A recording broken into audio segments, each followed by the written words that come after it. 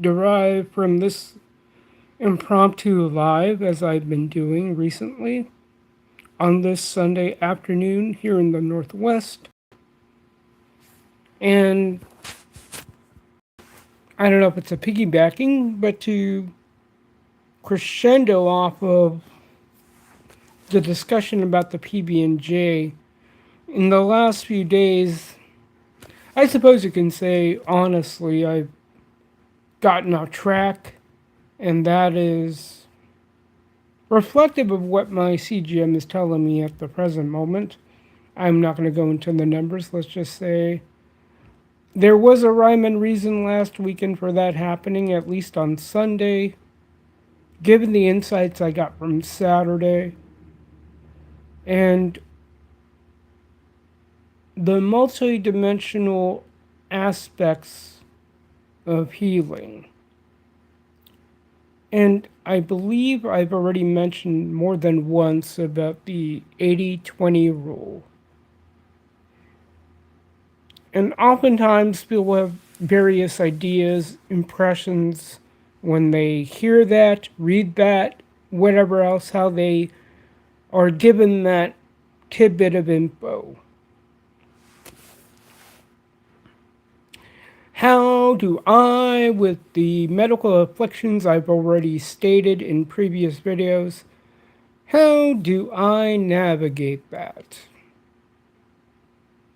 What is my 100 I should shoot for, with the understanding, okay, maybe I'll end up at 80%. And as I've already mentioned in other lives or other recordings, I keep forgetting to go back and audit my content. And, you know, in honesty, I could do the research like I did when I was a marketer at the company I was with for, would have been 5 years, middle of this month. And as I've already also stated, I had not verbally declared, but will likely declared by action, my going through carnivore. Hello. I think that's Jasmine. Apologies if I butcher that. And so, I don't know. I'm really, I don't know if I'm hesitant, but I try not to be too allegiant to any one segment, as I mentioned in other lives. A segment is a totality. So, in the sense of better overall health, and you have various camps. I try not to be too wed to camps or any one camp. And I think when I did some sleuthing over YouTube and the interwebs, hey there, the player, I think that based on what my little font says, looks like the player place? Hello there. So I'm trying to stay within a healthy balance. I don't like using the word moderation or balance excessively. I'm trying to be careful with that. So I'm going to try to remember what it is I'm after. At the same time, I had to be clear about my context. What I have on my plate, and there are things visible and invisible on my plate I need to come to terms with. And especially with the wild, wild west of the interwebs, it's very easy. And I've been prone, particularly when it comes to kicking tires on this and that. So going back to the 80-20 rule, and try not to be wed to any one camp. But by way of my behavior, I'm more or less leaning towards carnivore, and you guys might have already seen how I've said what my pecking order is of preferences. And trying to play that balance delicately of I prefer this, but I don't fear that. And that being whatever I am handed in front of me. And that's been very tricky because one of the things I've done in the last few days, and I'll have to figure this out,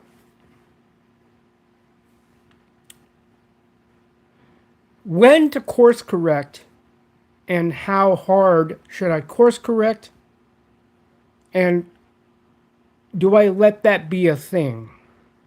Course correction helps. It does give me some insight into how my body is telling me stuff, at least according to my glucose monitor, at the very least. At what point do I pull the lever of my quote antidote, which is my metformin medication coupled with berberine? I haven't had to use it often nowadays, but I'm finding there are certain things, certain food choices I've made that would set me in a position where I'm going to have to pull that lever, specifically the metformin berberine lever. I don't like doing that, and I found that I have to figure also what form of correction do I want to take. So whether that's going to be fasting or if I need to ingest more protein, and when do I want to let my body do its thing. So that's where I have to be a little bit more vigilant. Probably more vigilant than I want to admit. Probably more vigilant than I'd like, to be honest. Particularly when I was at my church brunch. It's sad that I have to go in this tension of trust, distrust. Again, it's about not accusing any of the providers of, quote, trying to kill me. I know for a fact they're not trying to do it. However, I have to account for that I don't have control over the formulation. Hello there, and I apologize if I didn't catch your hello soon enough. So I hope you all are doing well on this. Depending on how one frames their week, for me anyway, on a personal level, I've started for a while to say Sunday is the start of my week. You know, as I often said, you might have seen my last live for those who were there. Saturday is my I don't give a fuck. That's my day to just do whatever it is I want. Now with my employment situation, my career transition, my schedule is malleable. I'll only say that much. But the plate is getting bigger. So, again, to the church brunches, I have often tussled. I don't know if I obsess over it, but I think my issue is control over formulation of X dish. Like, I remember when I was living with my friends when I started living here in the Northwest. And I had already been inundated with the ancestral health movement at that time in 2012, 13. And I did have control over the formulation of chili. Okay? And I know that's a. So, knowing what I know and knowing what I've known, I'm very hesitant. And I understand the offering and the suggestion of, hey, check out my chicken chili. Sure, but as I saw, and I kind of suspected already, that that chili, a lot of chilies, they include beans. So going back to the roommates had years ago, I did my own version of chili. So I used my friend's crock pot. I had bison. I had tomatoes. Forgot what else I put in there. All I knew is I didn't include beans. I'm sorry. Knowing what I know about beans and the reason why I have my pecking order, I previously explained, a lot, a lot you got to do. A lot of legwork, a lot of guesswork, time. I don't. Depending on what kind of life you want to have, I don't have time to let beans soak for however many days I gotta soak them in order to make them usable for the human body.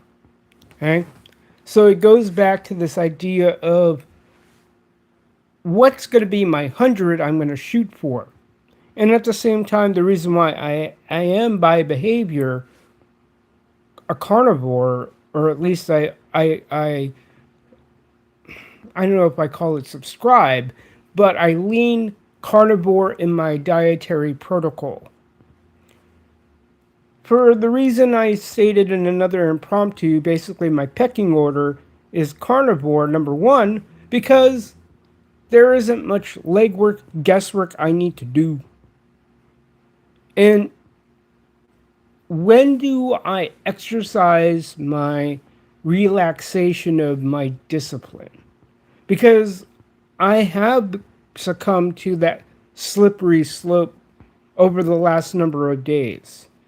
And in some ways, I am paying for it in a visible form, thanks to my CGM. And I need to do a reset. And it's like, how do I couch my statements? Because yesterday I also had a, a, a drink with my friends. And I have to find a way that doesn't produce social awkwardness, simultaneously respecting my willingness, because I think there is a zero sum game when it comes to flexibility or being relaxed, if that makes sense for any of those still watching. Like, how relaxed can I go? Because it's easy for me to say I've relaxed it, and it's very easy to fall into the trap of relaxing things 100%. And do I need to go that, quote, low? Do I need to acquiesce that much? I'm sure it's going to be a work in progress where I can balance that. So I went to a local bar with my friends, and it's a customary thing. It's a way to, quote, break bread. And I guess you can say, my joke uh,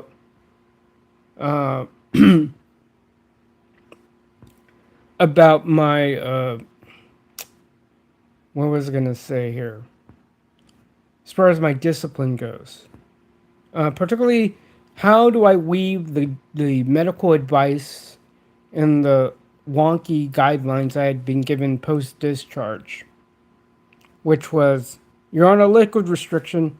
Okay, good to know, doc. It's funny how that works out post discharge. It's like once you leave the hospital, you're no longer their concern. neither here nor there. I'm gonna not diatribe too much about that. It did create a kerfuffle between the dentist's office I was at the time and whoever they needed to get in contact with. So, what do I do? How do I balance that?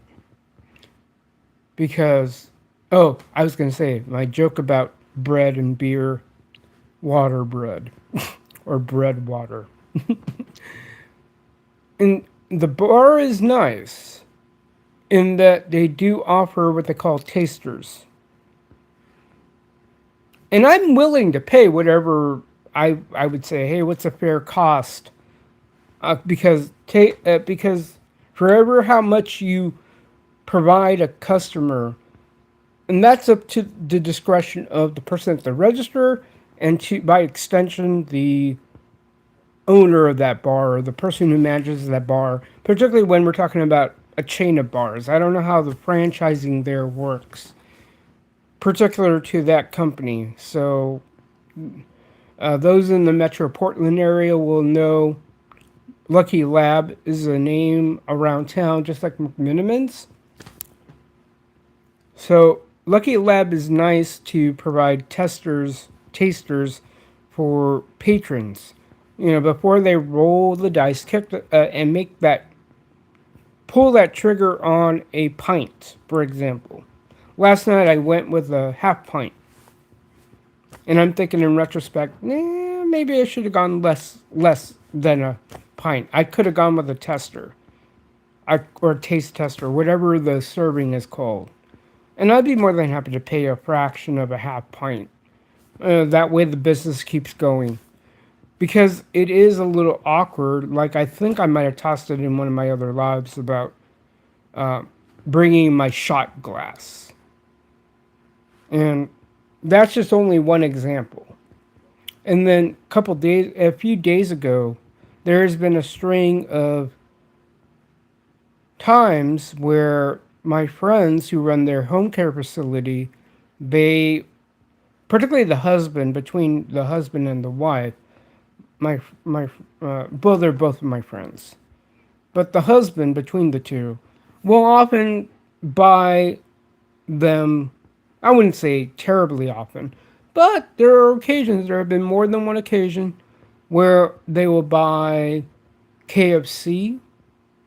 They'll buy McDonald's. Well, McDonald's he doesn't get a surplus of. Surprising how expensive McDonald's has become.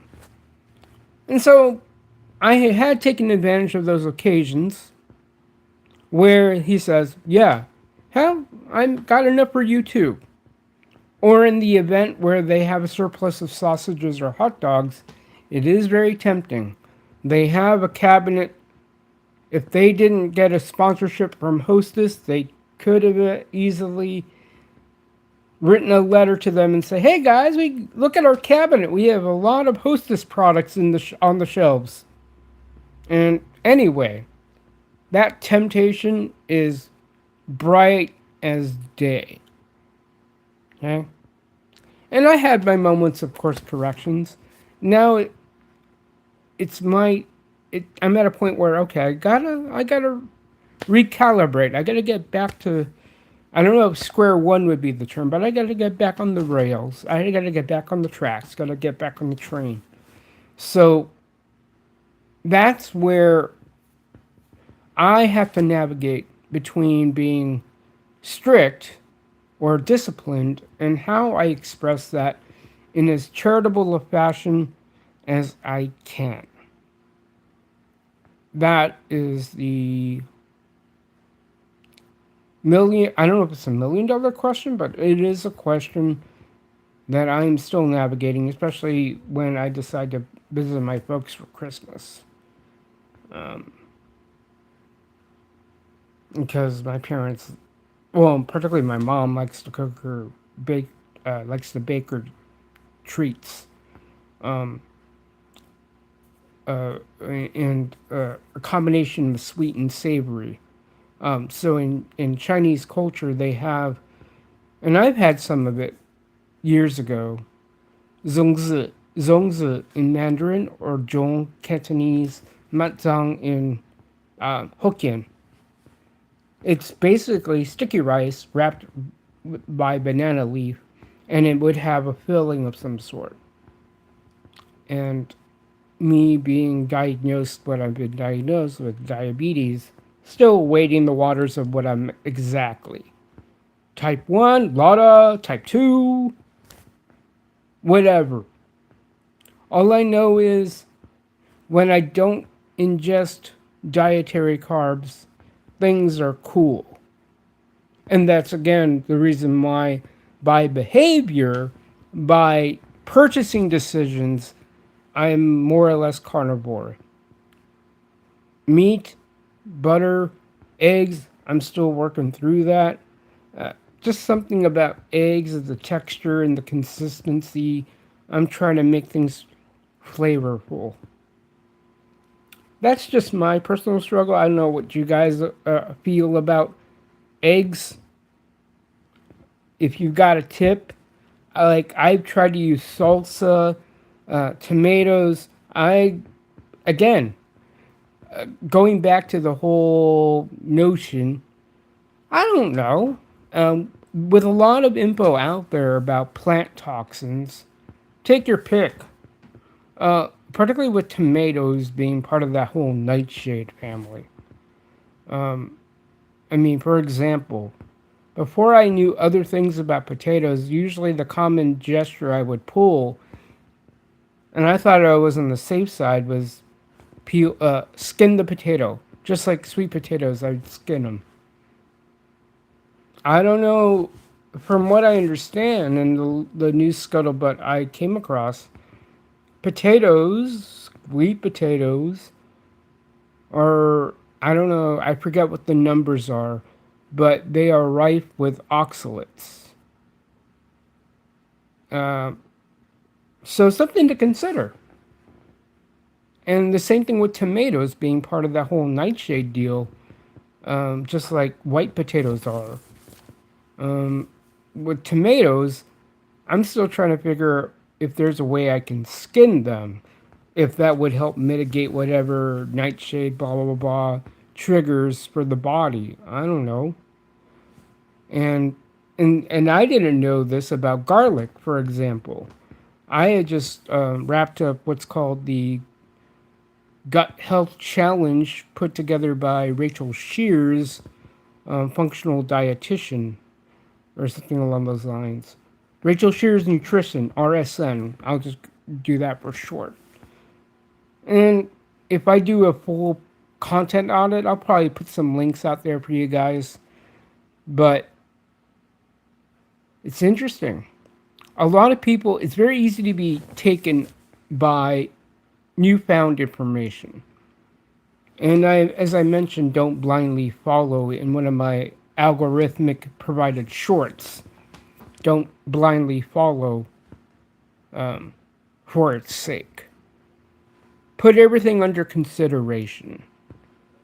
Say, that's cute, that's cool, you do you, and most importantly, n equals 1 and test. Test for viability, repeatability. Does it cover a multitude of whatevers?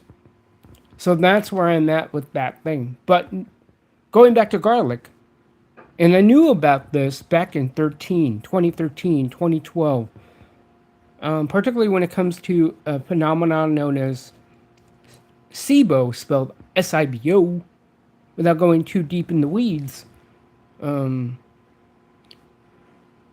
working with something like that, if you've been diagnosed with for that, there is a protocol known as FODMAP, FODMAP, and garlic was apparently high FODMAP, and I didn't know that, or at least it escaped my awareness.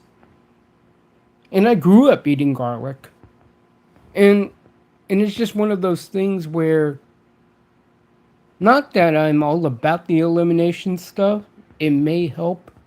And that's another reason why, by action, purchasing decisions, and choices, by behavior, I ended up along the lines of carnivore because that's just way too much guesswork for me to do I'm just a guy.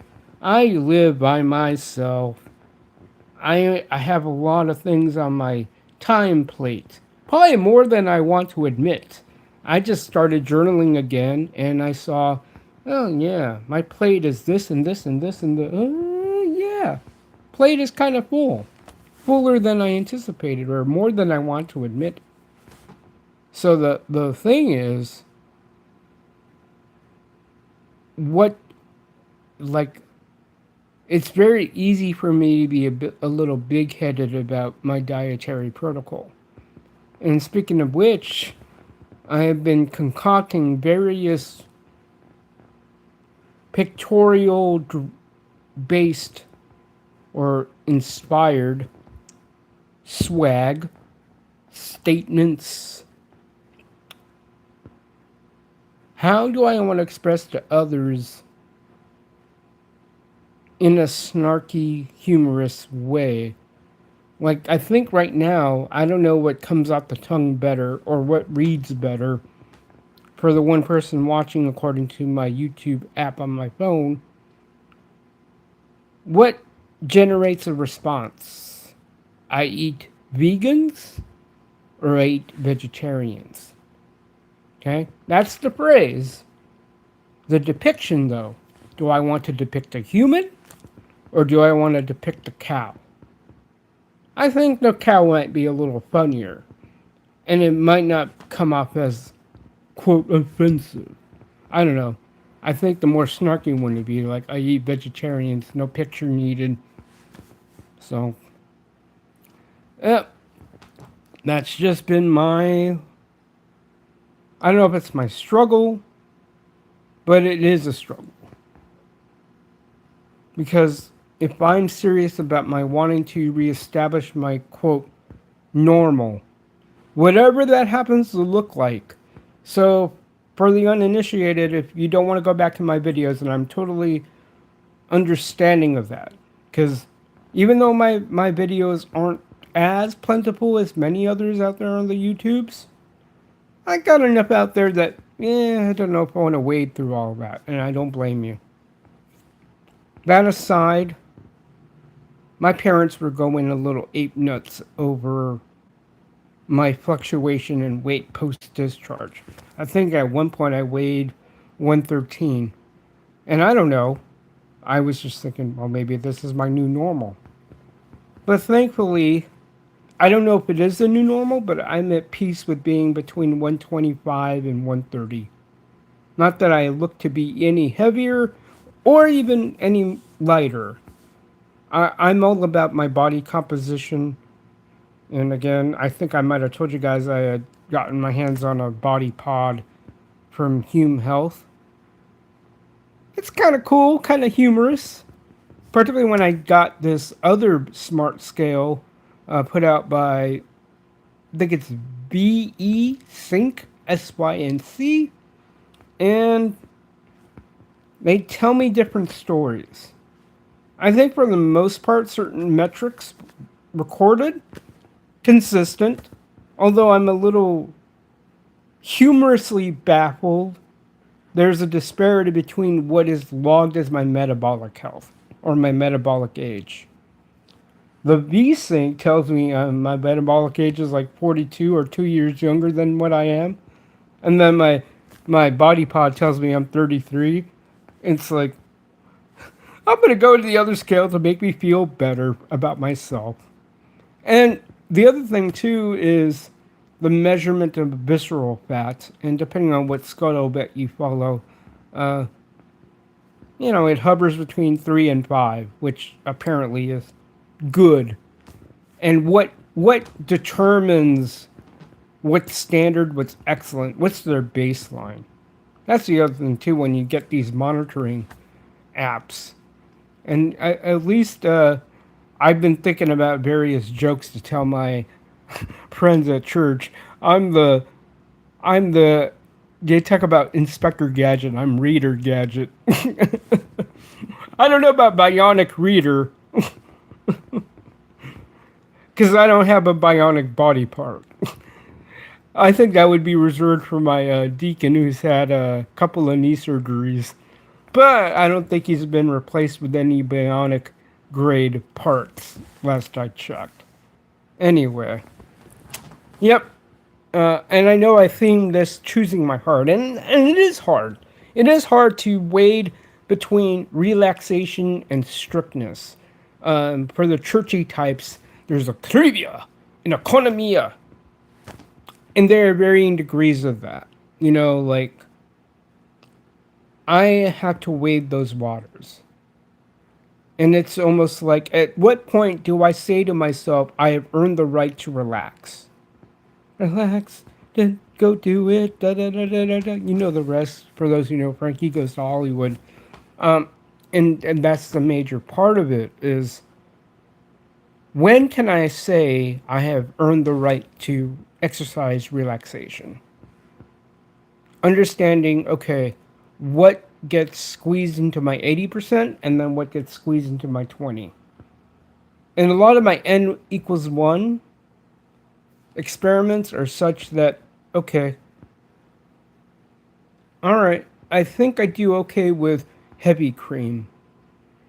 And I've done a little bit here and there with yogurt. Like I like a good dairy mixture. I'm still trying to figure out. I I could look at various recipe books and figure how I want to navigate that. And I talked about paleofying a lot of the ingredients I've used. But again, with the research I've done, a lot of these alternative flours might actually be more detrimental than what it's worth. For example, the people talk about almond flour this, coconut flour that, this flour this, and that flour that. That's one of the things, like, that's one thing I get leery about when it comes to movements, trends, health directives. Once the industry picks up on that, it's a floodgate of capitalization when it comes to marketing to one's focus. Like gluten free. I still joke, even to this day, and I've done it multiple times, where I chuckle when I looked at the cheese shelf and you get the tag in front of the cheese, gluten free. When did cheese start having gluten? That's a question I often pose as a joke. Because honestly, yeah. Next thing you know, I'm waiting for the time when they say gluten caged. Or take your pick about how you want to describe it's riddled with gluten. Or whatever.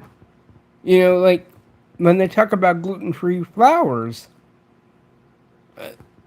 it's again capitalizing on one's affliction, and one's wanting to enjoy life. And that's the danger of it all. It's almost as though you want to enjoy life, and I don't like the whole thing about portion control, but when it comes to bouts with inflammation, for example, and in my n equals 1, I only take, for example, communion in our practice is only like if I were to look at the spoon itself, I can ballpark it to maybe a fraction of a teaspoon or maybe a teaspoon itself. Maybe smaller than that.